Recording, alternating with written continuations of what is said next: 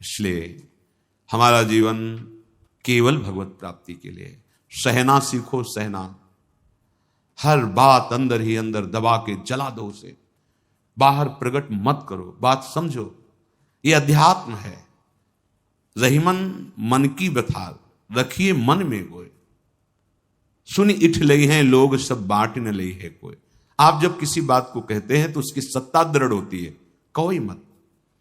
चाहे जैसी आपकी स्थिति हो, आपके हृदय आराध्य जान रहे हैं, आपको जो जलन हो रही वो आपका हृदय पाप नाश करके पवित्र हो रहा है। ये व्यर्थ नहीं जा रहा कि मैं व्यर्थ में जल रहा हूं, नाम जप कर रहे हो। आपका हृदय किसी भी विषय को लेकर जल रहा है, वो पवित्र हो रहा है। बस बोलो मत, चेष्टा मत करो, शांत हो जाएगा, निर्मल हो जाओगे। यही उपाय है। शांत करने चलोगे तो ऐसे दलदल में फंस जाओगे कि फिर वो अशांति तुम्हें पता नहीं किस जन्म में अवसर मिले उससे निकलने का। प्रार्थना मान लीजिए, इस मन की जलन को जो सह गया उसी की भक्ति बड़ी है, और बढ़ी हुई भक्ति अजित को जीत लेती है। सहित सहित बाढ़े भगति गृह तन गुरुहित गार। अपना सर्वस्व गुरुदेव भगवान के चरणों में अर्पित करके उनकी आज्ञा के अनुसार चल रहे, बस प्रभु दूर नहीं है। समर्पण का भाव, अहम समर्पण में सर्वस्व समर्पण हो जाता है। जिसका भगवत कृपा से ये निश्चय हो गया है बुद्धि में कि अब इस जन्म में मुझे भगवत प्राप्ति करनी है, जिसका मन निरंतर प्रभु के भजन के लिए, मनन के लिए व्याकुल रहता है, वो हृदय में ही भगवत साक्षात्कार कर लेता है। ध्यान दीजिए, कहीं ढूंढने की, भागने की जरूरत नहीं। जिसकी बुद्धि में यह निश्चय हो गया है कि इसी जन्म में भगवत साक्षात्कार करना है, फिर कुछ नहीं सुहाता। जब ये लगन लगती है ना, बहुत दम है इस लगन में, बहुत बड़ी सामर्थ्य है। भूख प्यास, गर्मी सर्दी, मान अपमान, अव्यवस्था, कोई भी उसके हृदय में अपना प्रभाव नहीं डाल पाती। बस एक ही लगन, जो शास्त्र में लिखा उसको देखना चाहता हूं, उसका अनुभव करना चाहता हूं। किसी से बात करना, मिलना कुछ अच्छा नहीं, बस एक आवेश चढ़ा रहता है। नहीं, बस मुझे ये केवल लिखा पढ़ी की बात नहीं, मुझे अनुभव करना है। वो है क्या? मुझे अनुभव करना है। वो एक लगन लगती है। लगन लगन सब कोई कहे, लगन कहावे सो जा लगन में तन मन डारे कोई। न तन की शुद्धि है, न मन भोगों का संकल्प करता है, बस एक लक्ष्य बना, कैसे भगवत साक्षात्कार हो। नहीं खान पान ते भावे है, नहीं कोमल वसन सुहावे है, सब विषय लगे ते खारा है, हरि आशिक का मगन्यार। वर्षों सर्दी में कंबल प्राप्त होने पर भी नहीं ओढ़े, गंगा किनारे यहां तो गया। नहीं, मुझे नींद पर विजय प्राप्त करनी, मुझे निरंतर भजन करना है, मुझे भगवत प्राप्ति करनी, कुछ नहीं। जिसके लिए निकले हैं उसके लिए कई कई दिन भोजन न मिलने पर भी एक उत्साह, एक बल। ऐसा कभी नहीं कि निराश हो गए, हताश हो गए, ऐसे बैठे हैं मरे हुए से, ऐसा नहीं। एक नवीन उत्साह रहता। लक्ष्य में बहुत बड़ी सामर्थ्य है। फिर ध्यान से सुन लो, उस परमात्मा का स्वरूप अतुलनीय है, अनुपम है। वो चर्म चक्षुओं से नहीं देखा जा सकता। तो कैसे अनुभव आएगा?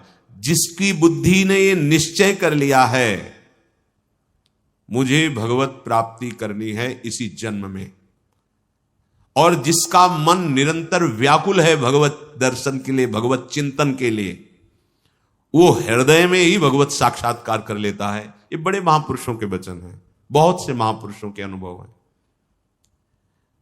वो अपने अविनाशी अमर स्वरूप में स्थित हो जाता है, जहां मृत्यु का स्पर्श भी नहीं है। भक्तजन उसी भगवान का साक्षात्कार करते हैं।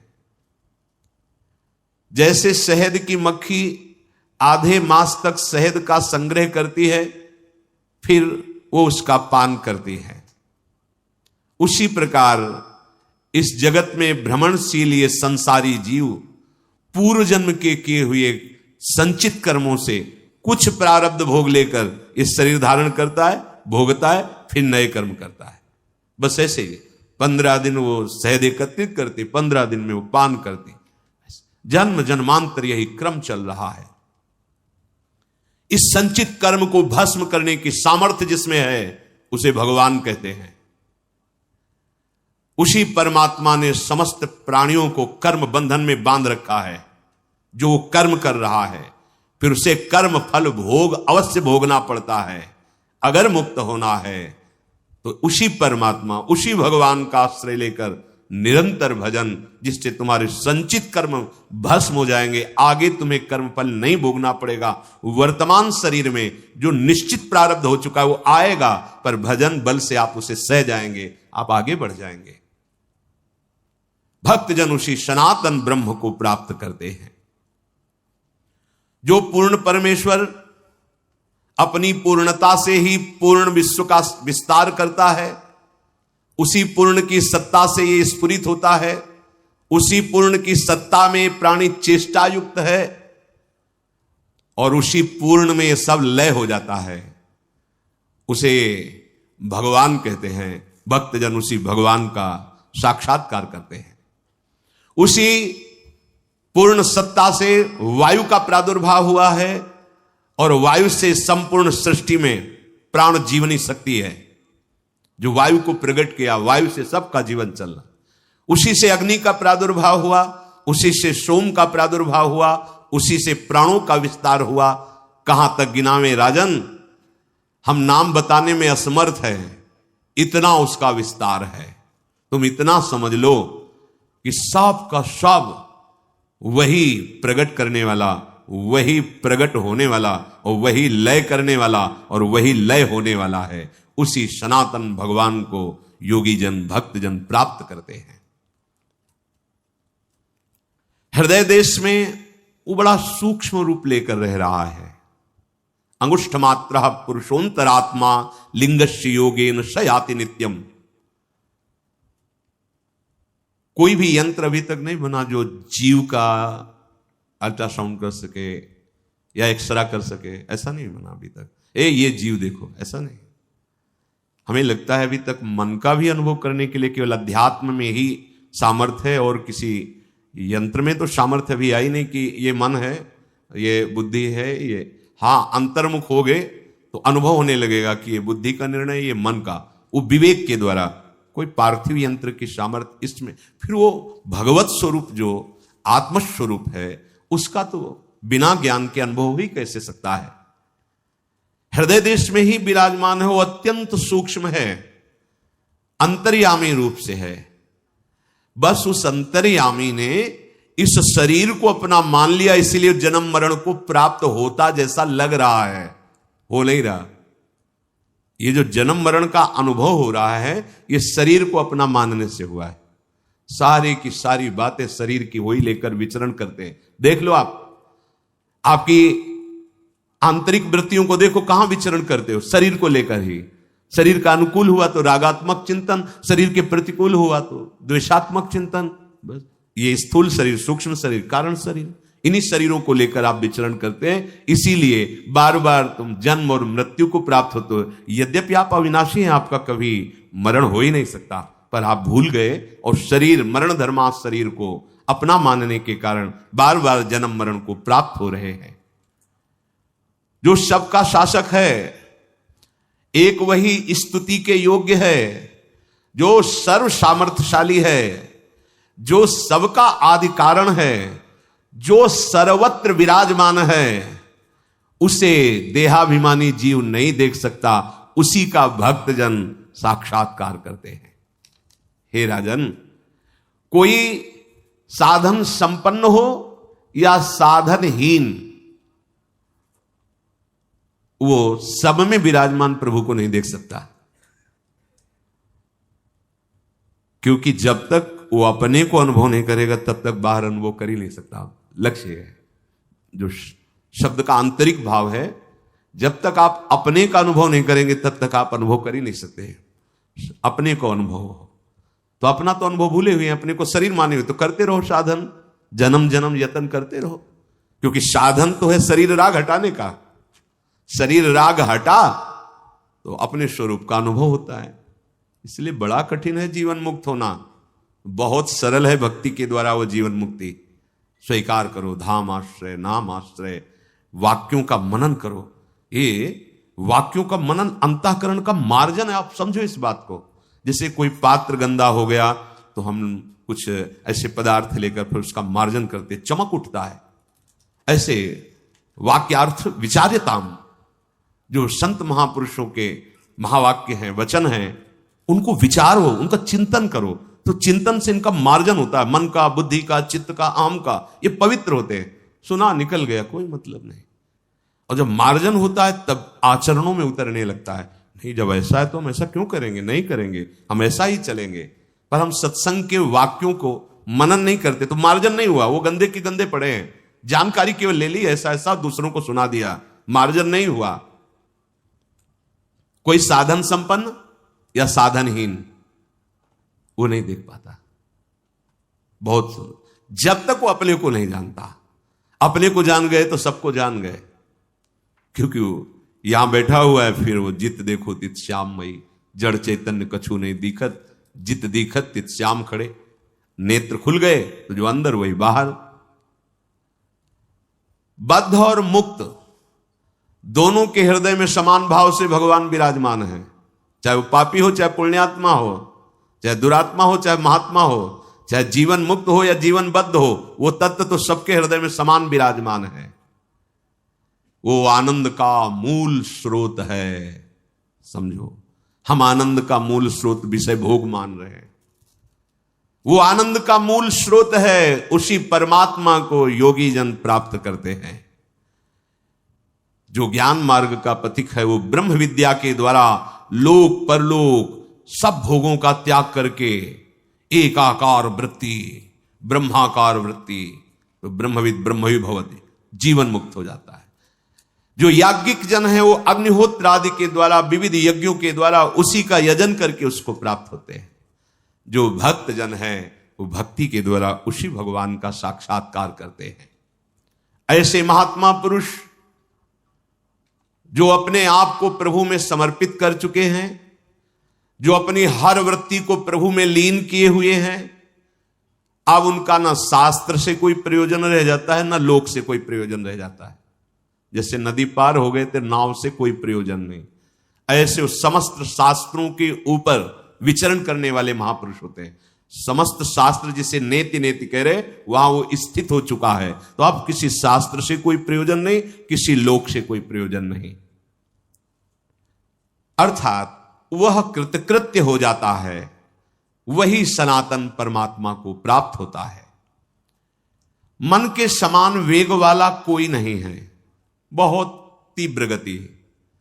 जहां जहां अपने इंद्रियों के द्वारा मन का संयोग कराया है, अभी अभी अभी अमेरिका पहुंच गए, अभी अमुक देश पहुंच, अभी एक देर नहीं लगेगी, हाँ पहुंच गए। इतना वेग है मन का, इतना तीव्र गति। वायु भी इतनी गति से नहीं चलता। वायु तो समय लगता है। आप अगर जहां भी गए हो और आपकी स्मृति में है, अभी अभी वहां पहुंचा देगा। अभी वो दृश्य वो सब आपके सामने आने लगेगा। ये मन बड़ा वेगशाली है और ये बंदर की तरह छलांग लगाता रहता है, इस डाल से उस डाल। देखो चुपचाप देखो, इसकी हरकत देखो, इसको शब्द, इस शब्द से वहां पहुंचा, वहां से वहां पहुंचा, वहां बस नाचता रहता है। बस इसका नाचना बंद हो जाए, इसकी चंचलता बंद हो जाए, तब परमार्थ का आनंद स्फुरित हो। पर हम तो इसके विरुद्ध आचरण करते हैं और इसको चंचल बना रहे हैं। किसी के 10 लाख पंख जग जाएं और खूब वेग से उड़े तो क्या आकाश का अंत पालेगा क्या? सनत सुजात जी कहते हैं नहीं पा पाएगा। ऐसे ही कोई कितना भी बुद्धिमान हो, क्या उस अगाध पर ब्रह्म को जान जाएगा क्या? नहीं। तो फिर कैसे जानते हैं? बोले सोई जाने जे देव जनाई। जिससे वो जना देता है अपने आप को, वही जान जाता है। तो किसको जनाता है? बोले कृपा पात्र को। कृपा पात्र कौन है? मन क्रम वचन छाण चतुराई भजत कृपा करे। जो मन से, वचन से, कर्म से, निश्चल भाव से भगवान की शरण में हो गया, वही कृपा पात्र है। भगवान उसको अपना अनुभव करा देते हैं। नहीं तो जैसे कह रहे कि यह सहस्त्रम सहस्त्राणाम पक्षान सत्यत्य संपतेत मध्य में मध्य आगच्छेत दपिचेत श्यान मनोजवा। ऐसा वेग उसका हो, 10 लाख पंख लगाकर उड़े तो भी आकाश का अंत नहीं पा सकता। कोई कितना भी ज्ञानी विज्ञानी हो, भगवान का अंत नहीं पा सकता, इसलिए उनका नाम अनंत है। वो स्वयं कृपा करके अनुभव कराते हैं कृपा पात्र को। वही कृपा पात्र है जो मन वचन कर्म से कपट छोड़कर भगवान की शरण में हो गया। मोहि कपट छल छिद्र न भावा। ये प्रत्यक्ष है पर दिखाई नहीं दे रहा है। जिसका अंतःकरण विशुद्ध हो जाता है उसी के अनुभव में आता है। तुम्हारे मानने ना मानने से वो कोई किसी की मानने वाली वस्तु थोड़ी है कि मान लिया तो उसकी मान्यता, नहीं माना तो नहीं। अरे तेरे मानने ना मानने से उस परम सत्य में कोई फर्क नहीं पड़ता। मान लेगा तो तू आनंदित हो जाएगा, नहीं मानेगा तो भ्रमित होकर भटकता रहेगा उसी की गोद में, उसी की गोद में, उसी विराट भगवान की गोद में आप बैठे हुए हैं। संपूर्ण ब्रह्मांड उसी की गोद में है। बड़ा ज्ञानी जीव है, अवसर मिला है बहुत। भगवान बचावें, दुर्बुद्धि से बचावें, हमारी बुद्धि को सत्य प्रकाश की तरफ प्रेरित करे। साफ शास्त्रों का सार, हमारी बुद्धि शुद्ध हो जाए। प्रत्यक्ष है भगवान, कहां है? प्रत्यक्ष है। दिखाई क्यों नहीं दे रहा? अंतःकरण अशुद्ध है, शुद्ध करो। विशुद्ध अंतःकरण वाला देख पाता है। विशुद्ध अंतःकरण कैसे होता है? जो सबका हितैषी है, जो मन सहित 5 ज्ञानेंद्रियों को अपने वश में किए हुए है, अधर्म आचरण नहीं, जिसके ऊपर भारी से भारी दुख आने पर भी विचलित नहीं होता, जिसके हृदय में किसी भी संबंध का प्रभाव नहीं है और निरंतर भजन परायण है, वो मुक्त है। ऐसा मुक्त पुरुष ही भगवत साक्षात्कार करता है। यही है, सबके बीच में है। तासा मावीर भूख छोरी इसमें मान मुखा मुझा, अभी दर्शन हो जाए बस। किसी संबंध का हृदय में प्रभाव नहीं, किसी अन्य दुख का हृदय में प्रभाव नहीं। 5 ज्ञानेंद्रियों सहित मन जो प्रकृति की तरफ जा रहा है वो प्रभु की तरफ मुड़ गया, हृदय शुद्ध हुआ, भगवत साक्षात्कार हो गया।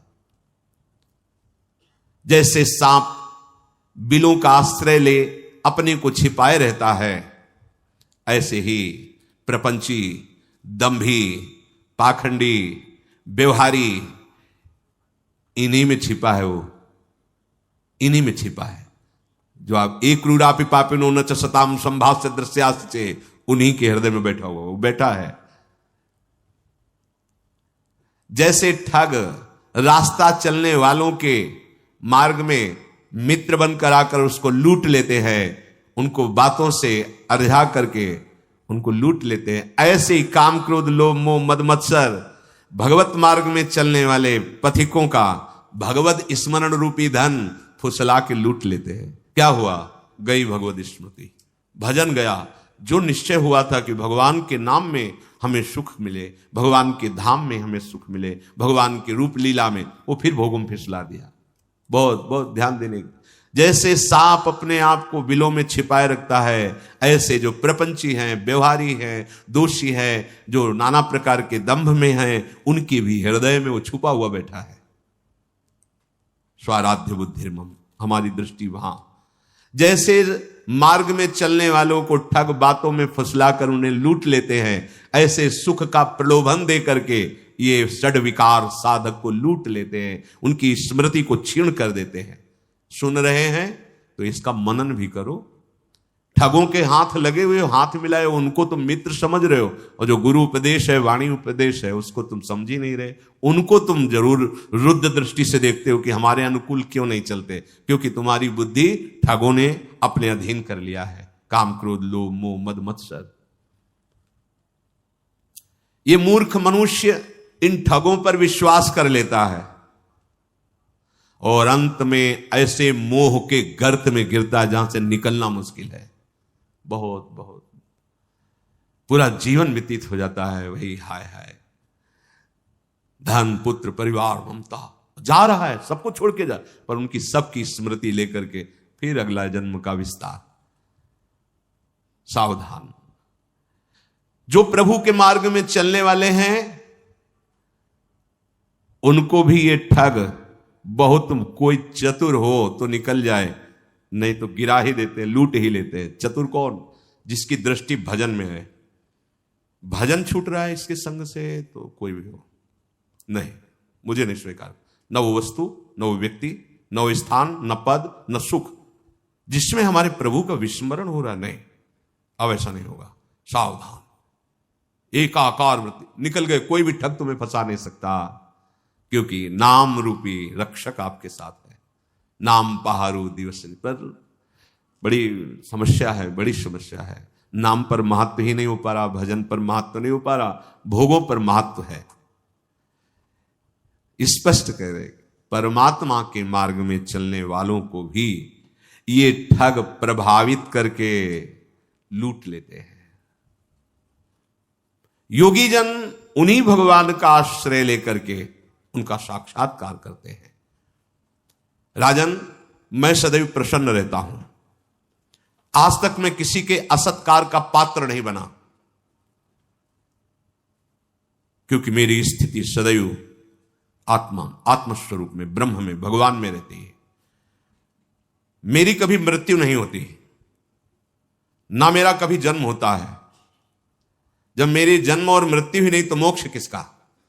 शुद्ध शुद्ध आत्मज्ञान। मैं नित्य मुक्त हूं, मैं सत्य हूं, सनातन हूं, सम हूं, ब्रह्म हूं, मेरे से ही सब कुछ प्रकट हुआ है, मैं ही सब रूपों। आ गए ब्रह्मविद ब्रह्मविभूत। प्रारंभ में किया था कि उस भगवान से अब अपनी स्थिति का बोध करा रहे, मैं उसी में स्थित होकर के। इसलिए राजन, समस्त भूतों में परमात्मा को देखो और ऐसी ही दृष्टि प्राप्त करो कि हर समय अखंड प्रसन्नता रहे, कोई भय नहीं। क्योंकि जो विषय भोगों में आसक्त है उससे शोक ही शोक प्राप्त होता है, शोक ही शोक। जो हर्ष दिखाई देता है वो भी शोक ही होता है। जैसे यथोदपाने महति सर्वतः संप्लुतोदके एवं सर्वेषु वेदेषु आत्मानमनुजानतः। महान स्वादिष्ट निर्मल जल का बड़ा जलाशय प्राप्त होने पर क्षुद्र गड्ढों की तरफ फिर मन नहीं जाता, ऐसे ही परमानंद स्वरूप प्रभु का अनुभव फिर लोक लोकांतर के किसी भी विषय में मन नहीं जाता, शांत हो जाता है।